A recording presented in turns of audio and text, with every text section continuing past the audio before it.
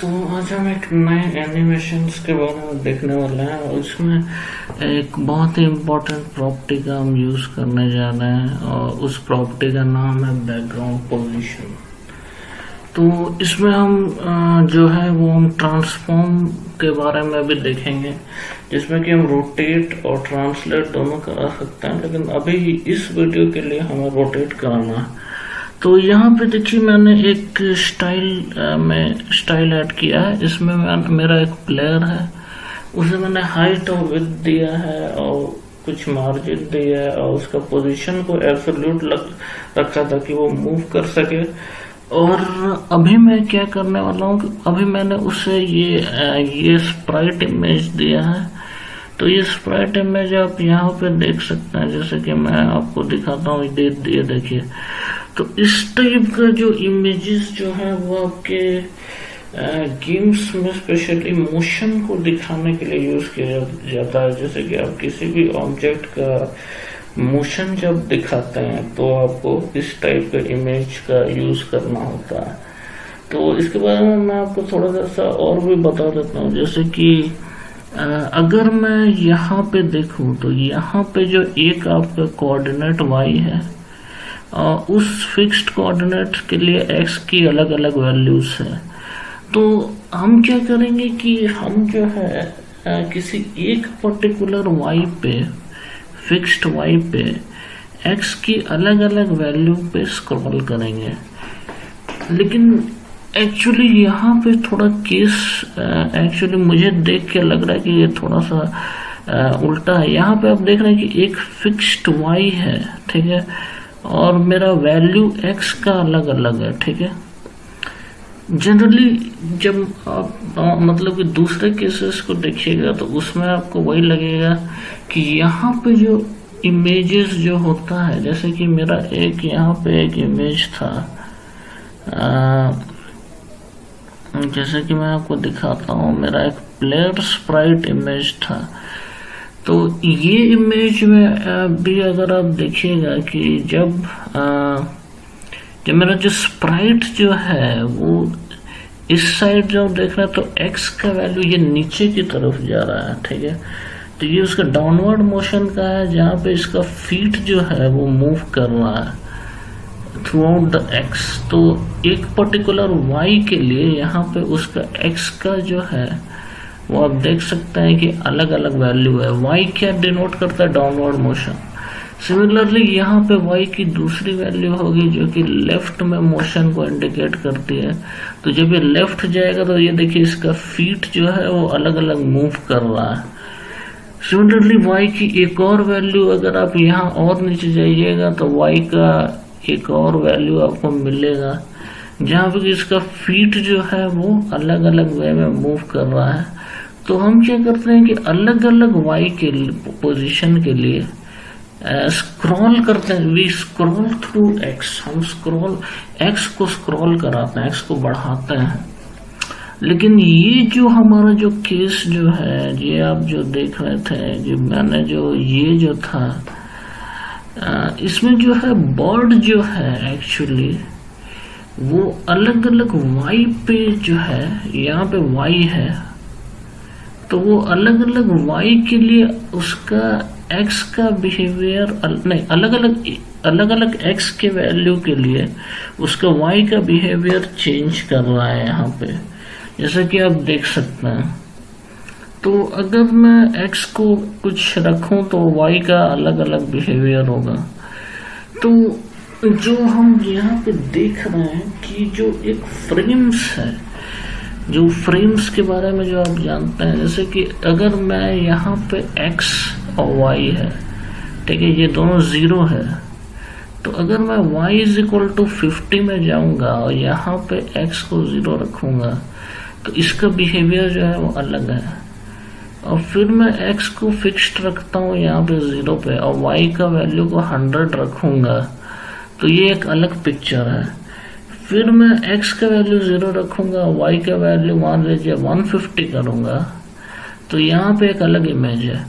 तो अगर मैं x का वैल्यू 0 रखूं और y के थ्रू स्क्रॉल करूं तो मेरा एक एनिमेशन डेवलप कर जा रहा है, जो आप देख रहे हैं, जो कि बर्ड जो है वो एनिमेट करेगी।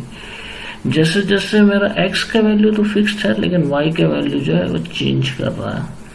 सिमिलरली अब मैंने x का वैल्यू को बढ़ा दिया, अब मैंने x का वैल्यू को 50 कर दिया है यहाँ पे, और अब मैं y के थ्रू स्क्रॉल कर रहा हूँ। तो यहाँ पे देखिए, तो ये एक नया टाइप का एनिमेशन हो जाएगा x = 50 में, फिर x = 100 में, और फिर x = 150 में आपका एक अलग अलग टाइप का एनिमेशन यहाँ पे हमें देखने के लिए मिल रहा है। तो अब हम चलते हैं। अब देखिए, तो हमें क्या करना है कि हम इससे जो डिफाइन कर रहे हैं, ये x नहीं डिफाइन कर रहा है, हम यहाँ पे फ्रेम x डिफाइन करना है। तो यहाँ पे आपका फ्रेम x 0 है, और frame x through out the 0 है, यहाँ भी फ्रेम x 0 है, यहाँ भी 0 है, यहाँ भी 0 है, और आपका फ्रेम y जो है वो चेंज कर रहा है। ठीक है, तो हम जो बैकग्राउंड पोजीशन में क्या करते हैं कि वही देखते हैं कि जब भी हमें एनिमेशंस क्रिएट करना रहता है तो हम एक फ्रेम में जाते हैं। ठीक है, जैसे कि हम फ्रेम x = 0 में गए और वहां पे स्क्रॉल थ्रू किया हमने अलग अलग फ्रेम y के वैल्यू से। उसी तरह हम फ्रेम x = 50 में जाएंगे, वहां पे स्क्रॉल थ्रू करेंगे अलग अलग y के लिए। ठीक है, तो इस तरह से हम एक एनिमेशन को क्रिएट कर सकते हैं, और ये आपके बहुत सारे गेम्स में आपको दिखता होगा जो कि आप खेलते होंगे, जिसमें कि जब कोई रनिंग करता है, जब कोई कैरेक्टर रनिंग करता है तो उसकी अलग अलग इमेजेस बनती है। तो जैसे कि अगर वो लेफ्ट में रनिंग करता है तो उसकी अलग अलग इमेजेस बनती है।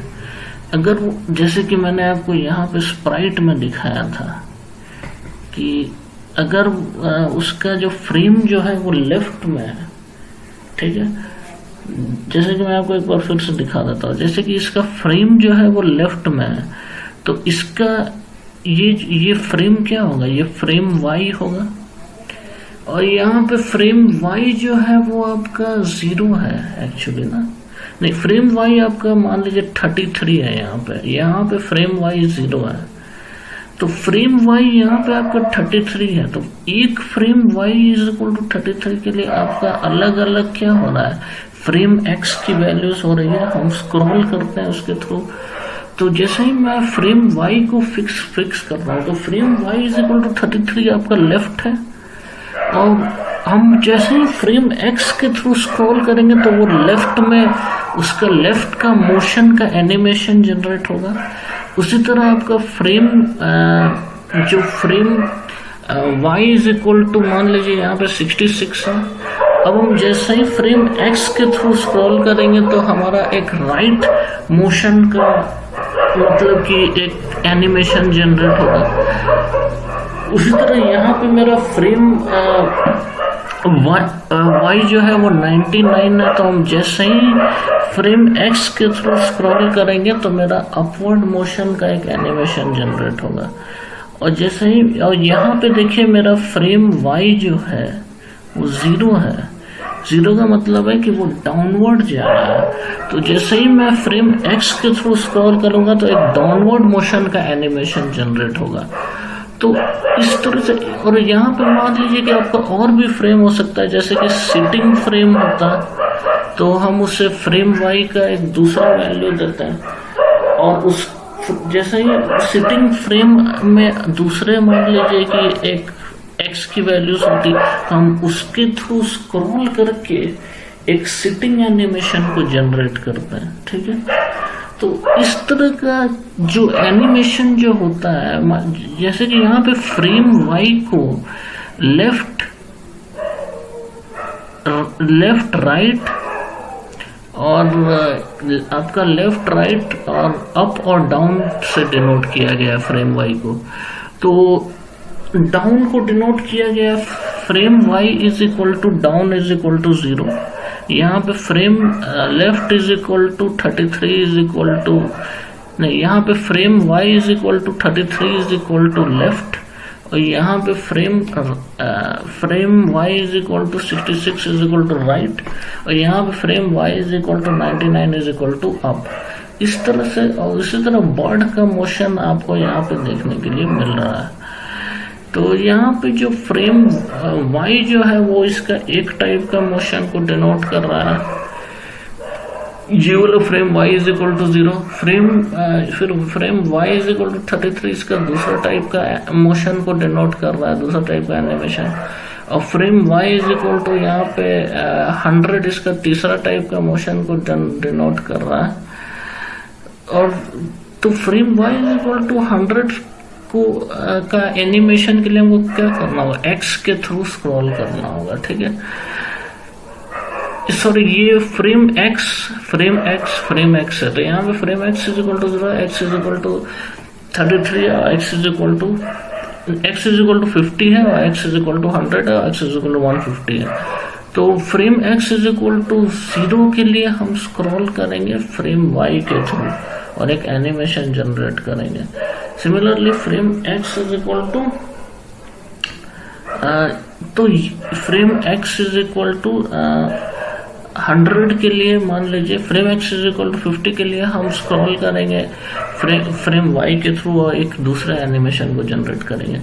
और frame x is equal to 100 के लिए हम स्क्रॉल करेंगे अगेन फ्रेम y के थ्रू और एक एनिमेशन जनरेट करेंगे। और यहाँ पे frame x is equal to 150 के लिए हम स्क्रॉल करेंगे फ्रेम y के थ्रू और एक दूसरा एनिमेशन को जनरेट करेंगे। तो देखिए, मैं यहाँ पे क्या करने वाला हूँ कि मैं frame x is equal to 0 is equal to इसको लेफ्ट मानता हूँ, ठीक है। और सिमिलरली मैं इससे भी frame x is equal to 50 is equal to right मान सकता हूँ, और इससे भी मैं frame x is equal to 100, ये हो गया 100 इज इक्वल टू अप मान सकता हूँ। इससे मान लीजिए मैं frame x is equal to 150 is equal to down मान सकता हूँ, ठीक है। इस तरह से मैं मान सकता हूँ। तो आप भी कंसिडर कर सकते हैं। तो जब आप लेफ्ट जाइएगा तो आपका फ्रेम 0 होगा, frame x is equal to 0 होगा, इसमें इस टाइप का मोशन होगा जब आप लेफ्ट मूव करते जाइएगा आगे।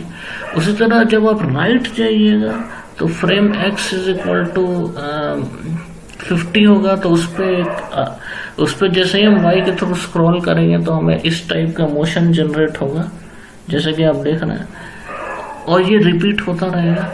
और जैसे ही मान लीजिए frame x is equal to 150 होगा, जैसे कि आप ऊपर की तरफ जा रहे हैं तो इस टाइप का मोशन जनरेट होगा।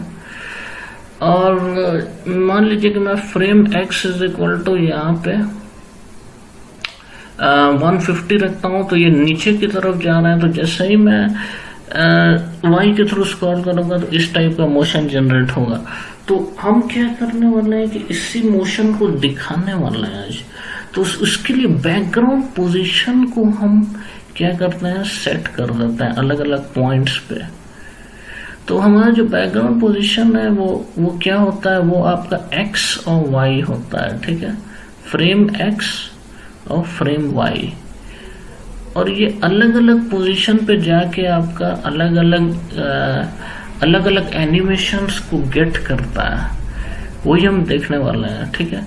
जैसे कि आपका ये जो है, ये आपका क्या है, 0 और 50 है, तो हम इसे क्या लिखेंगे, बैकग्राउंड पोजीशन 50 और इसे हम क्या लिखेंगे, ये बैकग्राउंड पोजीशन 50 है, और ये बैकग्राउंड पोजीशन 50 है, और ये 51 है। उसी तरह हम इसे लिख सकते हैं, तो ये होगा एक्चुअली, अच्छा ये 0-50 था, ये 0-100 होगा, और ये 0-150 ऐसे होगा, ठीक है। तो ये होगा 50, इसका बैकग्राउंड पोजीशन क्या होगा, फ्रेम x और फ्रेम y, ठीक है। बैकग्राउंड पोजीशन होता है फ्रेम x और फ्रेम y। तो ये होगा मान लीजिए 50 और 0, ये होगा 50 और 50, और ये होगा 50 और 100, और ये होगा 50 और 150। उसी तरह होगा ये 100-0, 150, 100, 100 और 100 और 150। उसी तरह आप बाकी सबको लेबल कर सकते हैं। तो वो हमारा हो गया बैकग्राउंड पोजीशन फ्रेम एक्स और फ्रेम वाई। तो ये जैसे ही आप बैकग्राउंड पोजीशन 0 और 0 लिखेगा तो आपको 0 और 0 पे ये इमेज दे देगा। उसी तरह 0 और 50 लिखेगा बैकग्राउंड पोजीशन में तो आपको ये इमेज दे देगा। उसी तरह आप 0 और 100 लिखेगा तो ये वाला इमेज आपको मिल जाता है। और इसके लिए आपको इमेज का ये साइज बताना पड़ेगा। तो ये साइज जो है वो हमारा 210 बाय 210 है। तो ये आपको साइज देना होगा। बैकग्राउंड पोजीशन खाली आपको इमेज का लोकेशन बताता है। फिर यहाँ पर वो ले आएगा, आपको साइज देना होगा 210 और ये वाला पिक्चर आपको पूरी तरह से मिल जाएगा। तो ये जो आपका पोजीशन जो है वो आपका 0, 0 है, यहाँ 0 और 50 है, 0 और 100 है। और यहाँ पे जैसे ही जाके आप साइज दीजिएगा तो आपको ये सब इमेजेस मिल जाएगा। तो चलिए अब हम इसे देखते हैं कि कैसे होता है। ठीक है, तो उसके लिए मैंने देखिए तो ये एक प्लेयर बनाया है और प्लेयर में मैंने बैकग्राउंड पोजीशन एक वेरिएबल सेट कर दिया है। ये आपको मालूम होगा कि हम वेरिएबल कैसे सेट करते थे, ये मैंने आपको पहले बताया हुआ है। तो और यहाँ पे जो है, यहाँ पे मैंने क्या किया है कि ट्रांसफॉर्म रोटेट करा दिया है। तो वो जरूरी नहीं है, लेकिन हम खाली कॉन्सेप्ट को देखेंगे। तो सबसे पहला इम्पोर्टेंट चीज है कि हमें एनिमेशंस को देखना। तो चलिए हम स्टार्ट करते हैं। तो पहला चीज जो हमें लिखना है यहाँ पे वो लिखना है, मुझे प्लेयर का एक डिव बनाना होगा। ठीक है, और अब हम आगे बढ़ेंगे। यहाँ पे मैंने प्लेयर का डिव खाली क्रिएट करना था, जो कि मैंने कर लिया है। अब मैं कीज को डिफाइन करूंगा।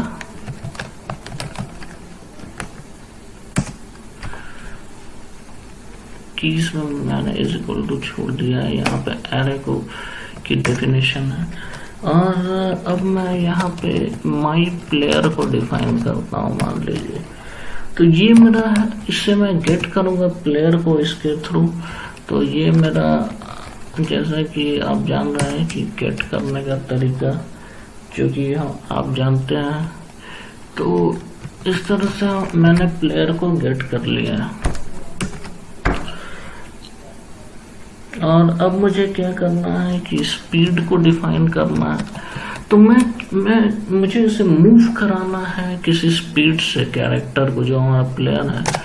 तो मान लीजिए मैं 50 स्पीड से मूव कराना चाहता हूँ उसे। ठीक है, और फिर मैं मान लीजिए यहाँ पे एक x1 वेरिएबल को डिफाइन करूंगा अपने क्लास के लिए और y1 वेरिएबल को डिफाइन करूंगा। फिर मैं एक मूविंग सेट कर देता हूँ, एक बुलियन है जो कि तो मुझे चेक करना हो इसका काम पड़ेगा भी या नहीं। तो मान लीजिए कि अब मैं यहाँ पे लिख देता हूँ क्लास प्लेयर।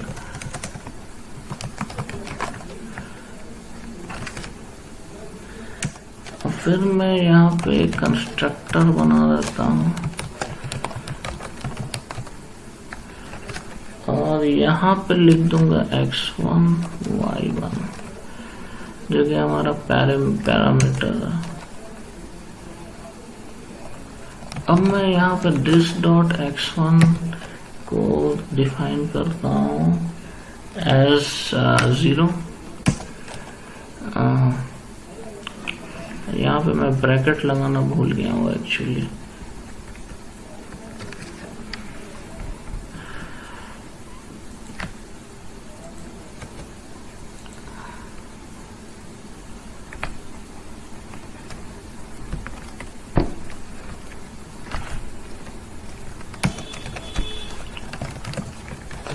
तो यहाँ पे मैं इसे भी डिफाइन कर देता हूँ। तो y1 को भी मैं 0 नहीं दूंगा, एक्चुअली मैं इसे 200 दे देता हूँ।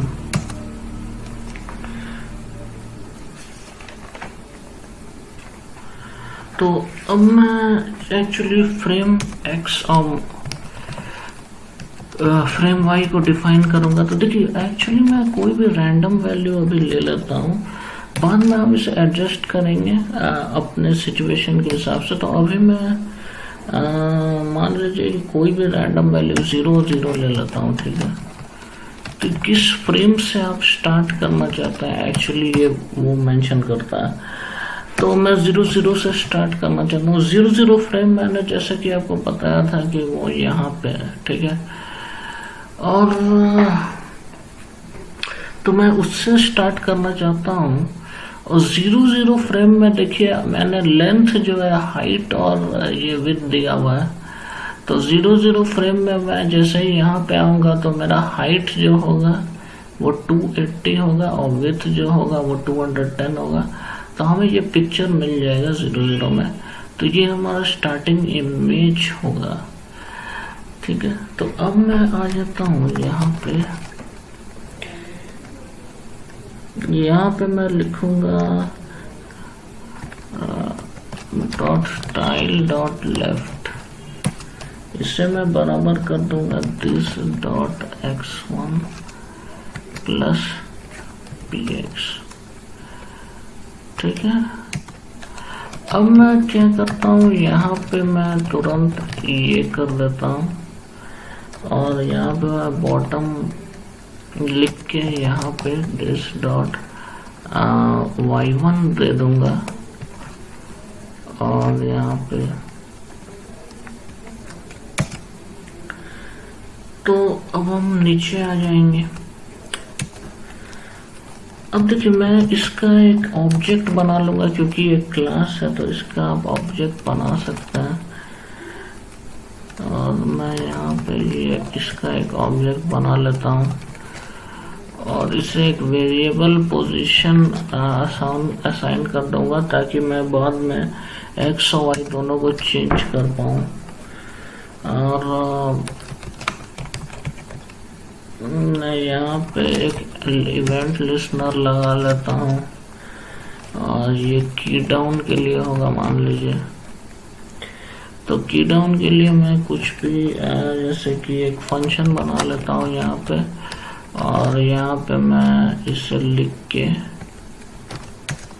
आगे यहाँ पे कुछ लिखूंगा। यहाँ पे मान लीजिए कि मैंने एक s वेरिएबल को, अब देखिए मुझे अपने स्टाइल को गेट करना है, ठीक है। यहाँ पे जो हमने स्टाइल जो बनाया है जिसमें हमने एक वेरिएबल वैल्यू को सेट की थी, जैसे कि आपको याद होगा x और y का 2 वेरिएबल वैल्यूज जो हमने सेट की थी बैकग्राउंड पोजीशन में, ताकि हम एक एनिमेशन क्रिएट कर सकें, नीचे जा सकें, ठीक है। तो अलग अलग पोजीशन पे हमें नीचे जाना होता है, तो हम उसे गेट कर लेंगे। तो मैं लिखूंगा s एक वेरिएबल में मैं उसे गेट करूंगा। तो डॉक्यूमेंट एलिमेंट डॉट स्टाइल लिखना है आपको बस। तो आपने x और y को गेट कर लिया, ठीक है, एक वेरिएबल s में। अब हम आगे बढ़ते हैं। तो अब मैं यहाँ पे क्या करूँगा कि एक कीज को डिफाइन कर लेता हूँ। तो कीज मैंने आपको ऊपर जो है एक एरे के फॉर्म में ये किया था, तो मैं यहाँ पे इसे डिफाइन कर लेता हूँ और इसका की कोड को ट्रू सेट कर दूंगा, ठीक है। तो ये मैंने ट्रू सेट कर दिया इसे, ठीक है। तो अब हम आगे बढ़ेंगे।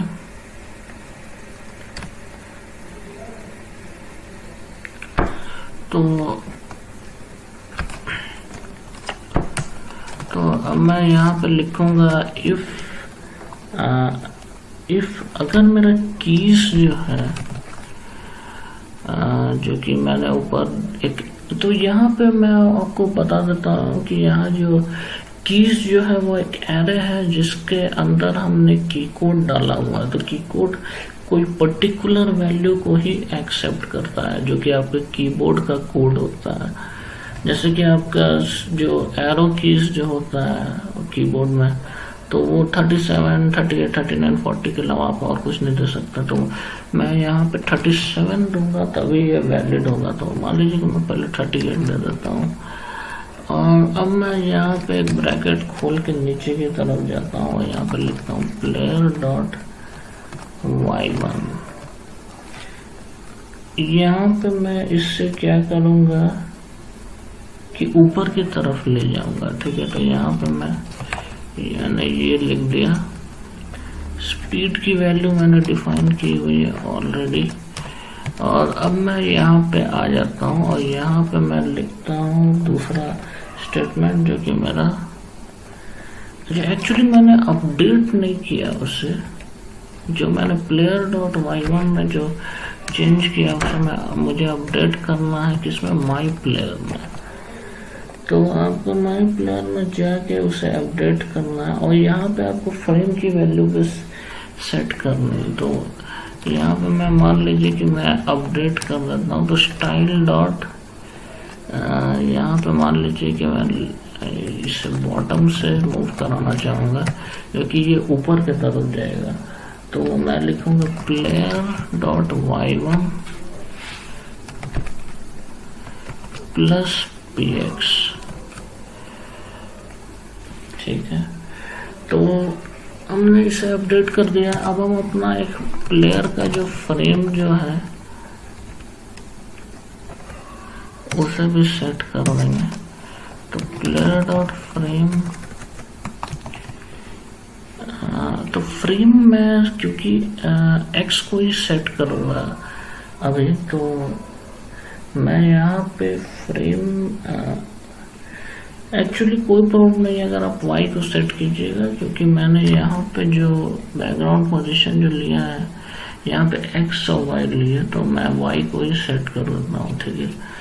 तो मैं फ्रेम y को अगर मैं मान लीजिए कि मैं ले लेता हूँ अभी कोई भी रैंडम वैल्यू, एक्चुअली 150 होगा हमारा, तो ये फ्रेम y जो है, तो जब भी हम ऊपर की तरफ जाएंगे तो ये 150 y की वैल्यू जो हो जाएगी वो 150 हो जाएगी यहाँ पे, ठीक है। तो यहाँ पे मैं एज्यूम करके चलता हूँ कि ये देखिए, तो ये जो है ये आप y ले सकते हैं एक्चुअली। तो अगर मैं ये पूरा इसको y ले लूं और इससे x ले लूं अपने बैकग्राउंड पोजीशन में, तो आप सिचुएशन आपका ये होगा, इस तरह का हो सकता है। तो मैं एक्चुअली इससे y ले रहा हूं अभी, तो मैं y इज इक्वल टू 150 में जाके अब x को चेंज करूंगा अपने एनिमेशन के लिए। तो जैसे ही मैं लेफ्ट की प्रेस करूंगा तो मैं फ्रेम y को क्या करूंगा 150 सेट कर लूंगा यहाँ पे। अब देखिए एक्चुअली मैं आपको एक चीज बताता हूँ कि ऐसा मैंने क्यों किया, वो मैं आपको आगे बताऊंगा। एक्चुअली ये मैं इसे ऐसा नहीं भी कर सकता था। चलिए, तो मैं क्या करता हूँ कि यहाँ पे इसे x ले लेता हूँ, तो ऐसा कोई दिक्कत नहीं है, मैं अब कन्वीनियंस के लिए इसे x ले लेता हूँ अभी, ठीक है। तो हम x को 150 कर रहे हैं, तो जब भी हमें ऊपर जाना होगा तो हम यहाँ पे x इज इक्वल टू 150 पे जाएंगे, y को चेंज करके एनिमेशन को क्रिएट करेंगे, ठीक है। तो जैसा कि मैंने आपको बताया था, तो फ्रेम x को मैं 150 सेट कर रहा हूँ अप पे। तो अब मैं जाता हूँ यहाँ पे मैं क्या करूँगा कि 37 ले लूँगा इसे,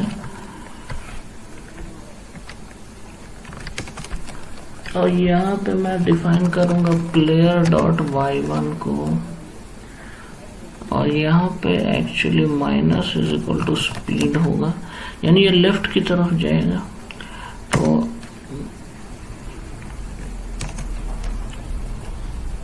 अब मैं इसे अब मुझे यहाँ पे एक एनिमेशन क्रिएट करना है लेफ्ट की तरफ, ठीक है। तो मैं यहाँ पे क्या करूँगा कि फ्रेम एक्स को 0 सेट कर देता हूँ। तो मैं फ्रेम एक्स को यहाँ पे 0 सेट कर रहा हूँ। तो माई player dot style dot bottom,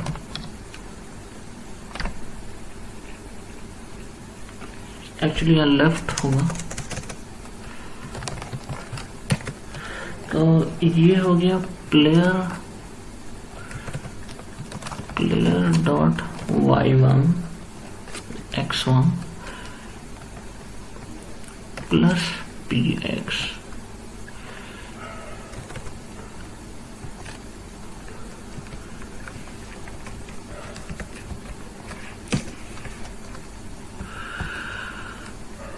तो यहाँ पे मैंने लेफ्ट पोजीशन को डिफाइन कर दिया। तो लेफ्ट पोजीशन में आपका जो x की वैल्यू है वो कम होगी। तो अब हम चलते हैं यहाँ पे, अब हम चलते हैं यहाँ पे कीज 40 यानी डाउन एनिमेशन को क्रिएट करना है मुझे। तो डाउन एनिमेशन के लिए मैं क्या करूँगा, यहाँ पे प्लेयर डॉट y1 को चेंज करूँगा। तो उसे मैं एक्चुअली घटाऊँगा। तो ये डाउन एनिमेशन हो गया। तो हमने अब इसे ऐड करना है यहाँ पे। इसे भी मैंने ये डाउन ले लिया था, लेकिन अब मैं इसे अप ले रहा हूँ तो ये डाउन हो जाएगा, ठीक है। तो मैं डाउन एनिमेशन में फ्रेम को सेट करना चाहूँगा। फ्रेम एक्स को मान लीजिए, तो मेरा तो 150 हो गया है, 150 हो गया है, 0 भी हो गया है। तो बचा हमारा है 100 बचा है ना। तो मैं डाउन में 100 सेट कर देता हूँ, ठीक है। और मैं यहाँ पे इससे क्या करता हूँ, कर देता हूँ अपडेट।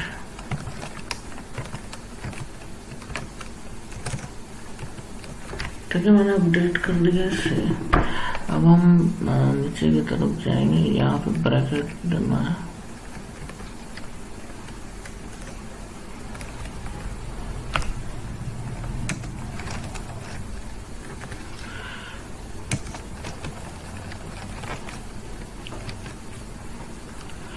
यहाँ पे अब आपको राइट को डिफाइन करना होगा। तो ये देखिए, ये जो हमारा, मैं आपको एक बार फिर से दिखा देता हूँ कि जो हमारा जो डाउन में जो है वो फ्रेम x इक्वल टू 100 होगा, यानी ये वाला। तो x इक्वल टू 100 है, और y के थ्रू स्क्रॉल करेंगे तो हमारा ये वाला एनिमेशन जो है, ये सेक्शन जनरेट होगा जब हम नीचे जाएंगे। और ऊपर अप के लिए मैंने डिफाइन किया है कितना, 150। तो ये मेरा x इक्वल टू 150 है। तो जैसे हम ऊपर की तरफ जाएंगे तो ये मेरा एनिमेशन जनरेट होगा जब हम y के थ्रू स्क्रॉल करेंगे, ठीक है। तो अब हम आते हैं यहाँ पे। तो यहाँ पे मैं इसे कर देता हूँ प्लेयर डॉट x1, यहाँ पे प्लस हो जाएगा एज इक्वल टू स्पीड, और यहाँ पे होगा x हो जाएगा आपका 50, और यहाँ पे हो जाएगा माई प्लेयर डॉट,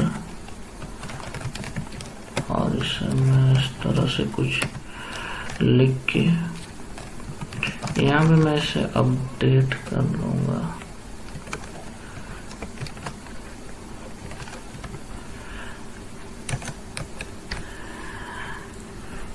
तो ये देखिए, तो हमारा राइट भी कंप्लीट हो गया। राइट में हमने x इज इक्वल टू 50 का एनिमेशन दिया है और हम y के थ्रू स्क्रॉल करेंगे तो ये मेरा हो गया सेट।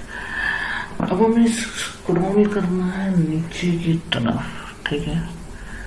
तो स्क्रॉल जब हम नीचे की तरफ करेंगे तो उसे करने के लिए मुझे एक इफ एल्स स्टेटमेंट लिखना होगा। लेकिन उससे पहले देखिए मुझे सबसे पहले यहाँ पे क्या करना होगा कि मैंने फ्रेम की वैल्यू तो डिफाइन कर दिया, लेकिन मैंने ये जो क्लास जो है इसे नहीं ऐड किया है प्लेयर में, तो मैं इससे सबसे पहले कर दूंगा। तो माई player dot class list dot add, तो मैं यहाँ पे ये करूंगा, इधर से ऐड कर दूंगा, ठीक है।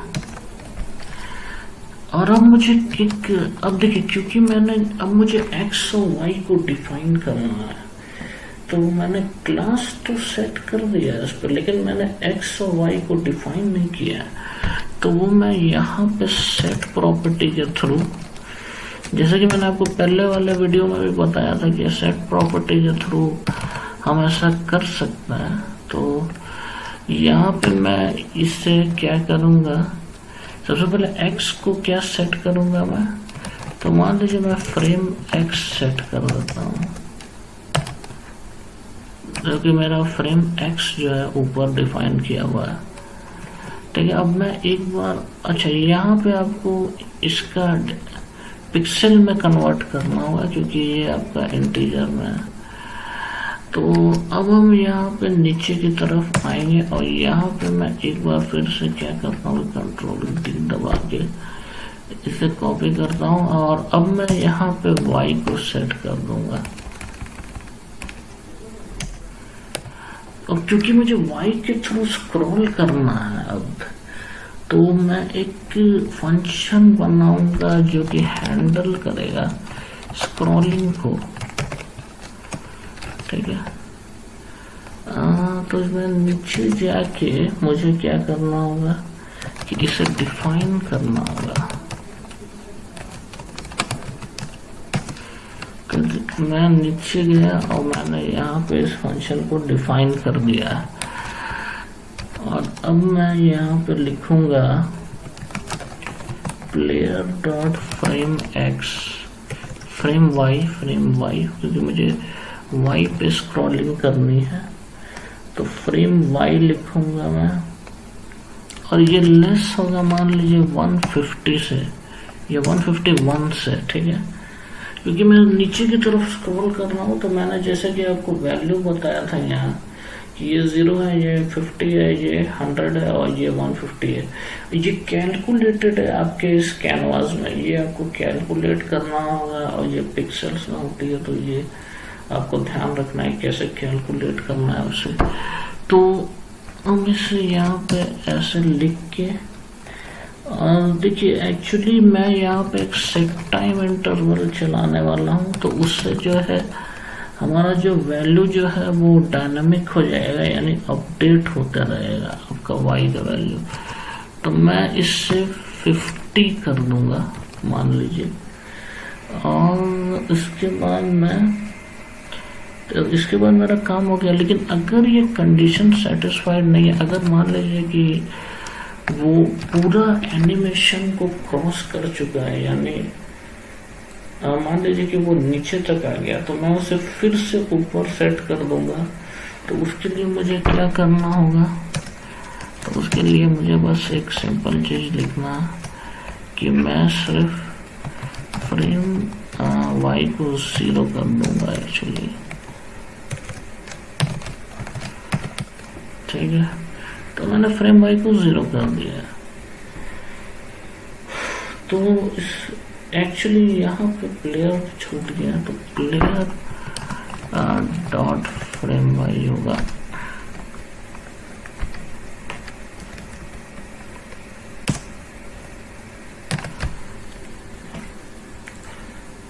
तो अब हमारा ये कंप्लीट हो गया है यहाँ पे। तो ये काफ़ी सिंपल था। तो अब ये काम करेगा डेफिनेटली। अगर कोई एरर होगा तो हम उसे टैकल करेंगे।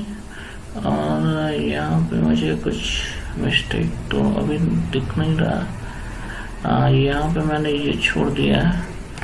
हाँ, तो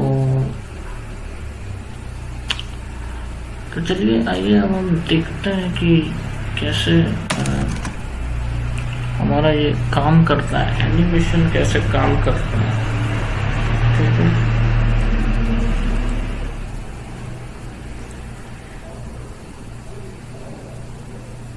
तो ये देखिए, तो हमारा बर्ड जो है वो एक्चुअली हमें मिल गई है, लेकिन ये मूव नहीं कर रही है। तो इसने वो दे दिया है जो कि मैंने अभी बोला था, लेकिन इसमें मोशन नहीं हो रहा है खाली। तो मोशन क्यों नहीं हो रहा है उसे हम देखेंगे अभी। तो एक्चुअली मैंने यहाँ पे एक गलती कर दी है कि यहाँ पे आपको परसेंटेज में डिफाइन करना होगा फ्रेम एक्स और फ्रेम वाई को। बेहतर ये होगा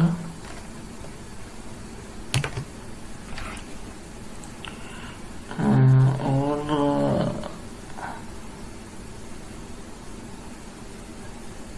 तो गाइस, तो यहाँ पे थोड़ा मैंने गलती से यहाँ पे ये प्लेयर नहीं ऐड किया है। तो मैं यहाँ पे